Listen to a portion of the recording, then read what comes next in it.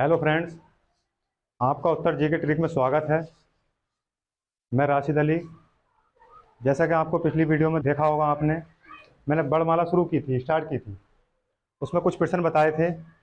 उससे जो है आगे के लिए मैं बड़माला को बताना चाहता हूँ।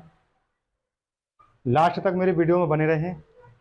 बड़माला से अगर यू पुलिस में कोई सा भी प्रश्न आता है तो इससे आउट नहीं होगा।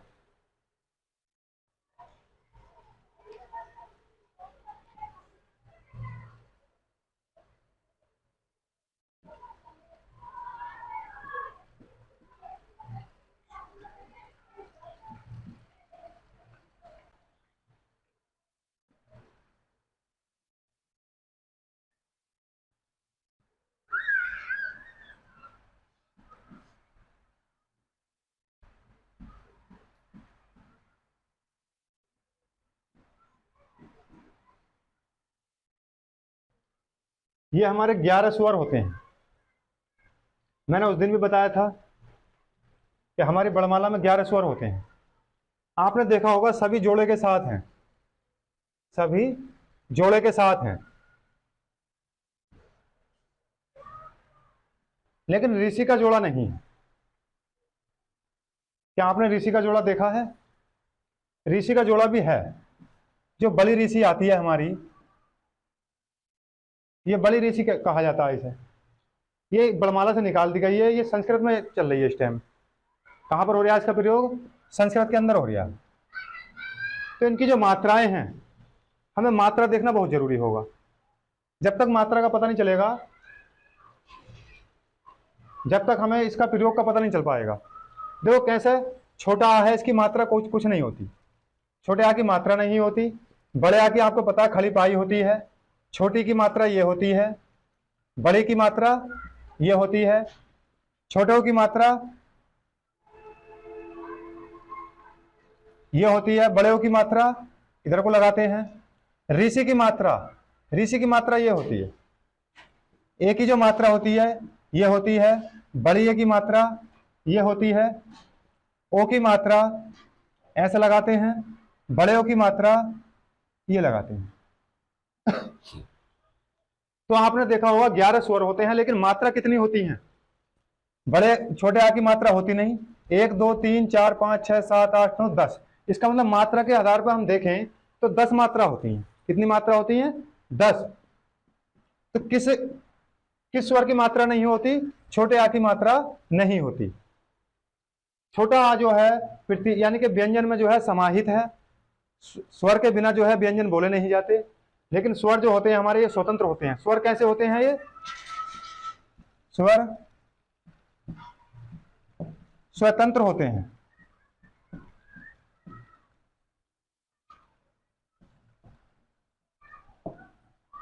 स्वर हमारे स्वतंत्र होते हैं, लेकिन व्यंजन जो है स्वरों की सहायता से बोले जाते हैं। तो हमें मात्रा के आधार पर पता चला कि मात्रा तो हमारी, स्वर हमारे 11 हैं, लेकिन मात्रा कितनी होती है?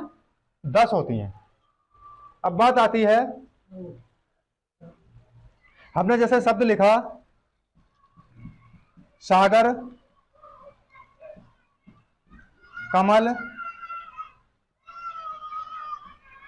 मकान, नाम। एग्जाम में पूछ लेता, नॉर्मल सी बात, छोटा सा प्रश्न है, पूछ लेता किस शब्द में जो है स्वर का प्रयोग नहीं हुआ। तो आप जो है इसे बताएं कौन से शब्द में स्वर का प्रयोग नहीं हुआ है।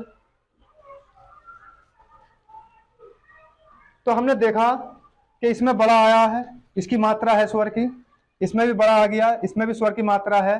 इसमें भी बड़ा आया है, तो इसमें भी स्वर की मात्रा, लेकिन इसमें स्वर की मात्रा नहीं है। तो हमारा उत्तर क्या हो जाएगा? कमल हो जाएगा। समझ में आई बात? नहीं, ऐसे करके उत्तर प्रदेश पुलिस में प्रश्न पूछे गए हैं कि किसमें जो है स्वर की मात्रा नहीं है। तो आपको समझ में आ गया होगा कि हमारे छोटे आ की मात्रा नहीं होती। अगर हम आगे देखें,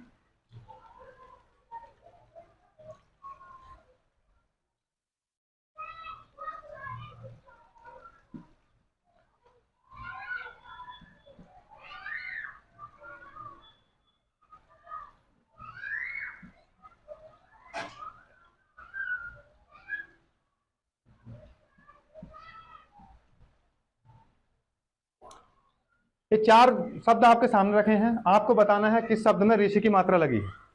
ये प्रश्न जो है उत्तर प्रदेश यूपी पुलिस में पूछा था पिछली बार।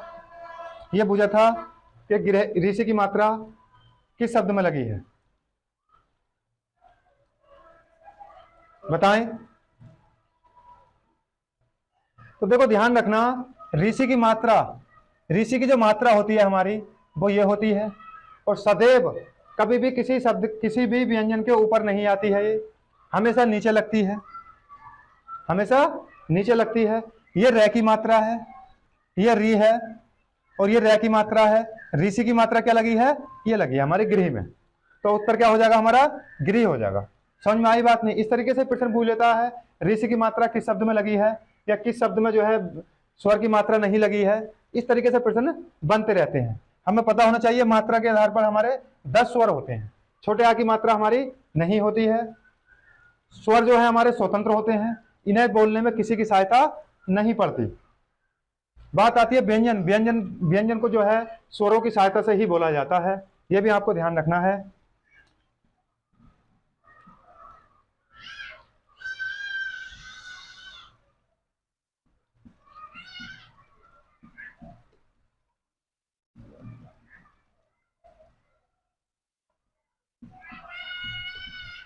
मात्रा के आधार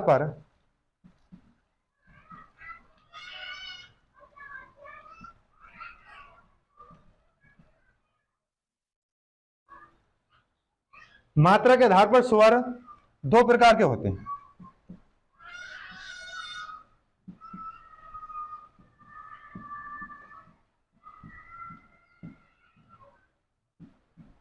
तो भैया ध्यान रखना, यहां से मात्रा के आधार पर स्वर कितने प्रकार के होते हैं, 2 प्रकार के होते हैं। वो कौन कौन से होते हैं। नंबर 1 पर आता है हमारा हर्ष स्वर। हर्ष स्वर, हर्ष में जो आते हैं हमारे, जो जिनमें एक मात्रा लगती है उन्हीं को हर्ष स्वर कहा जाता है। इनकी संख्या 4 होती है। कौन कौन से, एक तो आता है इसमें छोटा, छोटी, एक आता है इसमें छोटा ऊ, एक आती है हमारी ऋषि। ये 4 जो होते हैं हमारे, 4 कैसे स्वर हैं, तो ये हर्ष स्वर हैं। इसमें एक मात्रा लगती है इन स्वरों में। अब इसके बाद में जो बचे हमारे 4, ये निकाल दी जाएं, तो बचे कौन कौन से, बड़ा, बड़ी, बड़ाऊ, ए, बड़िए, ओ।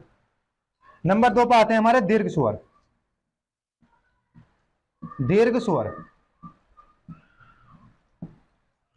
दीर्घ स्वर जो होते हैं जिनमें 2 मात्रा का समय लगता है उन्हें दीर्घ स्वर कहा जाता है। बड़ा,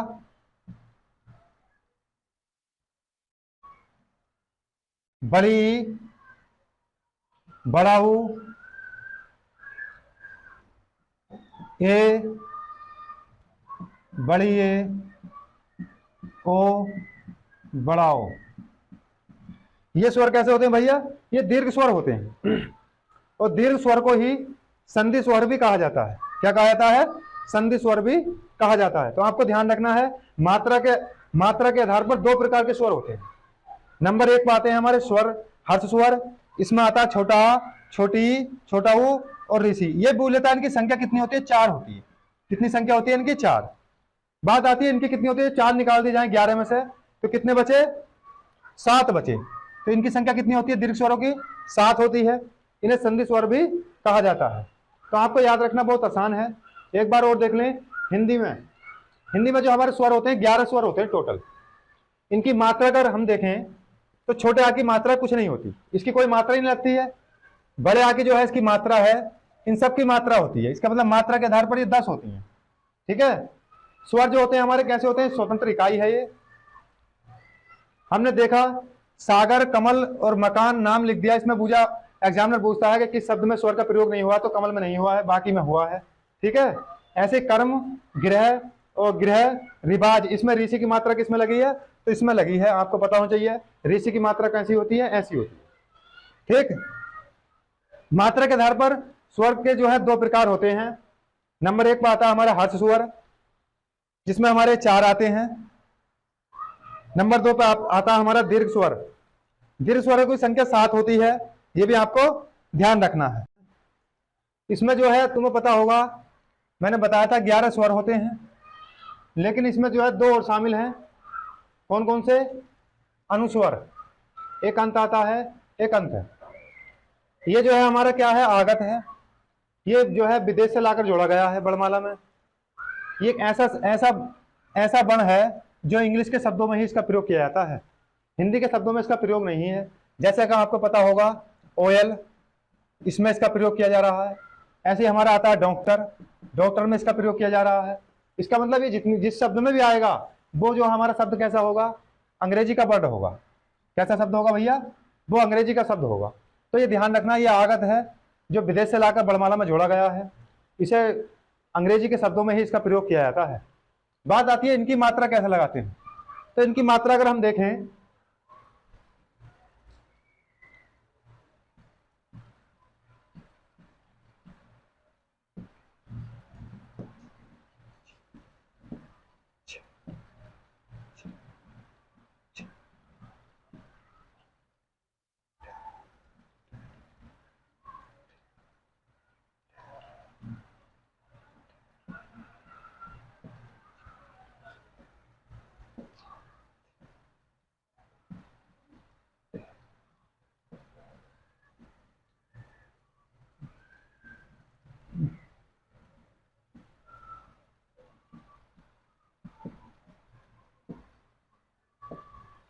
अनुस्वर की मात्रा कैसे लगती है हमें ये देखना होगा। तो अनुस्वर की मात्रा जो लगती है तो वो पंचम अक्षर में लगती है। किस में लगती है भैया? पंचम अक्षर में इसका प्रयोग किया जाता है। जैसे कि हम आपने देखा होगा, एक शब्द लिख दिया जाए हमने संबंध, क्या लिख दिया? संबंध। इसमें पंचम अक्षर का प्रयोग हुआ है, अनुस्वर आया है इसमें। हम इसे जो है 2 तरीके से लिख सकते हैं। हम इसे तोड़ भी सकते हैं। कैसे? हम ऐसे भी लिख सकते हैं, से आधा में और बे आधा न और ध। संबंध हमने लिख दिया, ये भी सही है और ये भी सही है। ठीक है। ऐसे आता है हमारा कंठ। कंठ को हम तोड़कर लिख सकते हैं। कैसे? ये हमने तोड़कर लिख दिया कंठ, दोनों ही कंठ सही हैं। क्या हम हंस को तोड़ सकते हैं? हंस तुमने लिखा देखा है ऐसे करके? हंस जब इन्हें लिख सकते हैं तो इसे क्यों नहीं लिख सकते ऐसे? तो इसे नहीं लिख सकते हैं। मैं तुम्हें बताऊंगा क्यों नहीं लिख सकते, इसका रीजन क्या है। तो देखो, हमने देखा जो अनुस्वर है इसका पंचम अक्षर जो होता है, जिस शब्द के साथ आएगा पंचम अक्षर, जैसे हमने देखा ये बै पे क्या लगा है? अनुस्वर लगा है। तो बै देखेंगे हम कहां पर है, तो बै हमारा कहां पर है? ये रहा। तो बै जब यहां पर है तो इसका पंचम अक्षर क्या है भैया? मैं है। तो हमने अनुस्वर को काय में तोड़ दिया? मैं में तोड़ दिया। ठीक। फिर देखेंगे हम जो है अनुस्वर जो आया हमारा ध पे आया है। अब ध को देखेंगे हम, ये इसका पंचम अक्षर क्या है? तो ध का जो पंचम अक्षर है वो न है।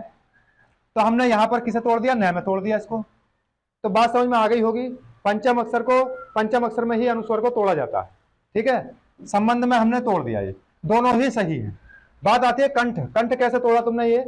तो कंठ में देखेंगे हम, हमारे ठ पे जो है अनुस्वर लगा है। ठ हमारा ये रहा, इसका पंचम अक्षर क्या है? ये ल।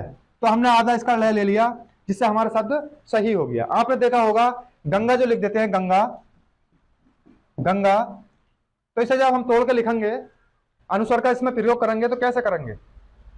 अनुस्वर को तोड़ेंगे तो ग। अब ग पे देखेंगे हम, अनुस्वर लगा है, इसका पंचम अक्षर क्या है? ड़। हमने ये लिख लिया, बचा क्या हमारा? ग आ। तो हम इसे काय में तोड़ देंगे भैया? गड़ंगा में तोड़ देंगे। समझ में आ रही बात नहीं? हम शब्द को, इसको गंगा को काय में तोड़ सकते हैं? गड़ंगा में तोड़ देंगे। इसका मतलब ये भी शुद्ध है और ये भी शुद्ध है। ठीक है। तो आपको पता चल गया होगा, अनुस्वर को हम पंचम अक्षर में तोड़ देते हैं। अब बात आती है हंस। हंस को ऐसे क्यों नहीं लिख सकते? यही यूपी पुलिस में पूछा हुआ प्रश्न था। उसने पूछा था कौन से शब्द में अनुस्वर का प्रयोग नहीं हुआ है। ठीक है। तो आपको पता होना चाहिए हंस को क्यों नहीं तोड़ सकते। ये जो स है, तो इसकी जो सीरीज आती है हमारी, तीनों स बनते हैं और एक बनता है। ये उसमें व्यंजन होते हैं। कैसे होते हैं भैया? उसमें व्यंजन होते हैं। इनका पंचम अक्षर होता ही नहीं, इनका पंचम अक्षर नहीं होता है जो हम अनुस्वर में से तोड़ दें। तो इसका मतलब हंस को हम नहीं तोड़ सकते, जब इनका पंचम अक्षर है ही नहीं तो हम इसे तोड़ भी नहीं सकते। तो आपको ध्यान रखना, हंस ऐसे गलत लिखा जाता है, हंस यही सही होगा। ठीक है, क्योंकि इनका पंचम अक्षर नहीं है। इन शब्दों पर अगर अनुस्वर लगा है तो हम उसे तोड़ नहीं सकते। ठीक है, और भी बहुत सारे शब्द है, जैसे और भी बहुत सारे बल है, जैसे कि ये है, उन पर भी अगर अनुस्वर लगा तो हम उसे तोड़ नहीं सकते। किन्हें तोड़ सकते हैं? इन्हीं शब्दों, इन्हीं अक्षरों को तोड़ सकते हैं जिन पर पंचम अक्षर होता है। समझ में आ गया होगा यहाँ तक? आपसे पूछ सकता है एग्जामिनर कि किस शब्द में पंचम अक्षर का प्रयोग हुआ है और किस में नहीं हुआ। ठीक, मनसा अगर लिखा है, ये मान ले जाए मनसा लिखा है, तो क्या हम इसे तोड़ सकते हैं? क्योंकि स पे हमारा क्या लगा है? अनुस्वर लगा है, तो हम ऐसे लिख सकते हैं मनसा? इसे नहीं लिख सकते। ठीक है, क्योंकि स में जो है पंचम अक्षर का प्रयोग नहीं है। समझ में आ गई बात? नहीं तो आपको ध्यान रखना है, ये गलती एग्जाम में नहीं करनी है। एग्जामिनर यहाँ से मालूम कर सकता है। तो आपको समझ में आ गया होगा मात्रा के बारे में। ठीक है, मैंने अनुस्वर की मात्रा बता दी आपको, ऋषि की मात्रा आपको बता चुका हूं, छोटे आ की कोई मात्रा नहीं होती, पता चल चुका होगा। ठीक है, तो देखो उच्चारण के आधार पर जो है स्वरों के कितने प्रकार के होते हैं भैया? उच्चारण के आधार पर हमने देखा 3 प्रकार के होते हैं। यानी कि इसमें आता है एक हमारा हर्ष स्वर आता है, उच्चारण के आधार पर एक हर्ष स्वर आता है, एक आता है हमारा दीर्घ स्वर, एक होता है हमारा भैया विलुप्त स्वर। तो देखो हर्ष स्वर हमने पढ़ा था, अभी पीछे बताया था, कितने होते हैं भैया? 4 होते हैं। कितने होते हैं? 4 इनकी संख्या होती है। कौन कौन से बताइए तुम्हें? छोटा, छोटी, छोटा ऊ और एक ऋषि। ये 4 हो गए हमारे हर्ष स्वर, जिसमें एक मात्रा का समय लगता है, उसे हर्ष स्वर कहा जाता है। दीर्घ स्वर कौन से होते हैं भैया? इन 4 को छोड़कर 11 में से अगर हम बात करें, इन 4 को निकाल दे जाए तो 7 बचे वो हमारे क्या काय में आ जाते हैं? दीर्घ स्वर में आ जाते हैं। तो 7 इनकी संख्या होती है। तो आपको पता होगा बड़ा, बड़ी, बड़ाऊ, ए, बड़ी ए, ओ, बड़ाओ। तो भैया ये हमारे कितने हो गए? 7 हो गए। इस तरीके से हमें याद रखना भी बहुत आसान है। 11 में से हम 4 निकाल देंगे तो भैया हमारे 7 बच गए। ये कैसे हो गए? दीर्घ स्वर हो गए। लेकिन एक विलुप्त स्वर आता है, इसमें जो है 2 मात्रा से भी अधिक समय लगता है। तो इसमें कौन सा आता है भैया? इसका जो होता है ये चलता है, जो ओम में प्रयोग किया जाता है, इसका प्रयोग होता है। आपने देखा होगा किसी कुएं में आवाज मारने पर जो बाद में जो ध्वनि आती है बहुत लंबी खिंचती है, उसमें किसका प्रयोग होता है? विलुप्त स्वर का प्रयोग होता है। समझ में आ गया होगा? 3 मात्राओं का समय किसमें लगता है? तो वो हमारा विलुप्त स्वर में लगता है। ठीक है, जैसे कि आपने देखा होगा ओम, ओम को जब खींचते हैं तो वहां पर कौन सा प्रयोग, कौन से स्वर का प्रयोग किया जाता है? विलुप्त स्वर का प्रयोग किया जाता है। समझ में आ गया होगा? उच्चारण के आधार पर हमारे 3 प्रकार के होते हैं। नंबर 1 पर आता है हमारा हर्ष स्वर, नंबर 2 पे दीर्घ स्वर, नंबर 3 कौन सा होता है? विलुप्त स्वर। ये आपको ध्यान रखना है। जाति की अगर बात करें हम, जाति के आधार पर स्वरों की संख्या 2 प्रकार के होते हैं। जाति के आधार पर कितने होते हैं भैया? ये 2 प्रकार के होते हैं। नंबर 1 पर आता है हमारा सहजातीय। सहजातीय में जो आते हैं एक ही जाति के आते हैं। जैसे आपने देखा होगा छोटा, बड़ा, भैया एक ही जाति के हैं ये। ठीक है, तो ये क्या हो गया? हमारे सहजातीय। जैसे इसमें आ जाएगा छोटी, बड़ी, एक ही जाति के हैं। इस तरीके से हमारा जो है सहजातीय में चलेगा। छोटा ऊ, बड़ा ऊ, ये एक ही जाति के हैं। लेकिन बी जाति में क्या होगा? बी जाति में एक तो विपरीत होंगे। जैसे कि हमने देखा ये जो ए है, ये ए जो है 2 से मिलकर बनी है। जैसे हम देखेंगे छोटा आ और भाई साहब छोटी, इससे मिलकर क्या बन जाती है? ए बन जाती है। ठीक है, या ये देख ले हम ओ जो है हमारा ओ, तो ये किससे मिलकर बना है? तो ये ओ जो मिलकर बना है हमारा, या तो आ जाए आगे या फिर बड़ा आ जाए, और इसका मेल किससे हो जाए? ऊस है। किससे हो जाए? ऊस है। तो भैया देखो इसमें देखो एक आ गया और एक ऊ आ गया, बी जाति के आगे दोनों। इसमें हमने छोटा आ देखा, इसमें बड़ी आ छोटी देखी, ये भी बी जाति हो गई। तो कहने का मतलब ये है जाति में अगर हम बांटें तो 2 प्रकार में बांट देंगे। एक तो होते हैं हमारे सहजाति जो एक ही जाति के आते हैं, और एक होते हैं हमारे बी जाति जिनका मेल एक दूसरी जाति से मिलकर बना हो। ठीक है, उसे बी जाति कहा जाता है। ये भी आपको ध्यान रखना है। अब आता है हमारा, इससे आगे जो देखेंगे हम जीव के आधार पर आते हैं। ठीक, हाँ तो भैया देखो जीव के आधार पर स्वर 3 प्रकार के होते हैं। जीव के आधार पर कितने होते हैं भैया? 3 प्रकार के। ठीक है, नंबर 1 पर आता है इसमें अग्र स्वर आता है, मध्य स्वर आता है, पश्च स्वर आता है। इसमें आपने देखा होगा हमारी ये जीभ है, ये हमारी भैया जीभ है। इस तरीके से अगर हम देखें तो हमारी लगभग ऐसा ही आकार होता है जीभ का। ठीक, ये वाला हिस्सा जो होता है इसका जीभ का अग्र होता है, ये वाला हिस्सा भैया इसका मध्य होता है, ये वाला हिस्सा क्या कहलाता है, इसका मध्य कहलाता है, और ये वाला हिस्सा क्या होता है, इसका पश्च। कहने का मतलब यह है, ये वाला हिस्सा क्या हो गया, हमारा अग्र हो गया, ठीक, ये वाला क्या हो गया, मध्य स्वर, मध्य हो गया, और ये क्या हो गया, पश्च। तो हम देखेंगे जो अगला हिस्सा है जीभ का, कौन से स्वर बोले जाते हैं इसमें, ठीक है, तो वो उसमें बोले जाते हैं भाई साहब हमारे, यानी कि ई। जब ई कहते हैं हम, तो जीभ का अगला हिस्सा जो है हमारे तालू से दांतों से लग जाता है, ठीक है। एक ये ई हो गई, एक बड़ी ई। अब जो ई से बने हैं वो भी इसमें शामिल है। जैसे कि आपने देखा होगा, ये जो हमारी ए है, ये हमारी किससे बना, आ और ई से मिलकर बना है, तो इसका मतलब ये भी शामिल है। तो कितने हो गए हमारे अग्र स्वर, 4 हो गए। कौन कौन से, एक तो आता हमारा छोटी, एक आती बड़ी ए और बड़ी ए, ये हमारे 4 क्या हो गए भैया, अग्र स्वर हो गए। समझ में आगे कैसे हो गए, जिन्हें बोलते समय, कहते समय हमारी जीभ जो है दांतों से टकरा जाए, उसे अग्र स्वर कहा जाता है, ठीक। बात आती है मध्य स्वर कौन सा होता है। मध्य स्वर वो होता है जो हमारी जीभ जो है बीच में रुक जाए, ना आगे जाए ना पीछे जाए कहते समय, तो इसमें आता है हमारा मध्य स्वर में छोटा आ। ये एक ऐसा स्वर है जो मध्य स्वर है, इसे कहते हैं हम छोटा आ। कह के देख लेना, जब तुम कहोगे तो जीभ ना आगे होगी ना पीछे होगी, तो मध्य स्वर कैसा भैया, छोटा आ, बस। अब आता है पश्च स्वर। तो देखो हमने अग्र स्वर कितने होते हैं हमारे, 11 होते हैं।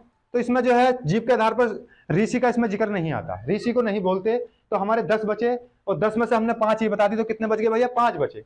इन्हें छोड़कर बाकी क्या होगा, हमारे पश्च स्वर, ठीक है। तो पश्च स्वर में कौन कौन से हो जाएंगे, जो हमारे 5 छोड़ दें हम, तो एक तो आता है इसमें भाई साहब बड़ा आ जाएगा, ठीक, और आ जाएगा और आ जाएगा हमारा बड़ा ऊ, छोटा ऊ, बड़ा ऊ, और कौन सा बचा, ए बच गया, सॉरी ये तो इसमें आ गया, ओ बच गया, और कौन सा आ जाएगा, ये आ जाएगा। तो इसके अंदर 5 बचे हमारे, क्योंकि 5 ही आ गए, 5 ही हो गए, तो कितना हो गया, 10 है। ऋषि इसमें नहीं आती है, तो आपको ध्यान रखना जीभ के आधार पर कितने स्वर होते हैं भैया, 3 होते हैं। अग्र स्वर इसमें जो है ई और ए, इसका मतलब ई और आ से मिलकर ये बने हैं, जो ई से मिलकर बने हैं तो वो सब अग्र स्वर होते हैं, और मध्य स्वर हमारा छोटा आता है। अगर हम जीभ से बोलें तो हमारी जीभ जो है ना आगे की तरफ जाती है ना पीछे की तरफ, बीच में रुक जाती है, तो इसी को बोलते हैं हम मध्य स्वर।